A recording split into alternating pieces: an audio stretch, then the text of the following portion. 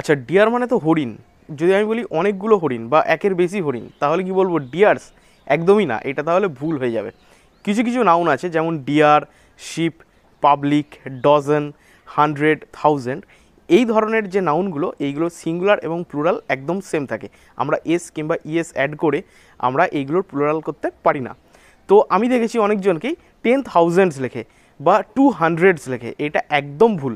যদি 100 বা 1000 এদের আগে কোনো সংখ্যা চলে আসে, অর্থাৎ 10, 2, 3 এরকম যদি কিছু চলে আসে, তাহলে আমরা পরে এদের সাথে এস অ্যাড করব না। আমাকে বলতে হবে 10,100 বা ধরো 10,000 এইরকম বলতে হবে, বা ধরো 5 ডজন। আর আমরা এর এক্সেপশন কিছু দেখেছি, যেমন thousands of people, hundreds of students.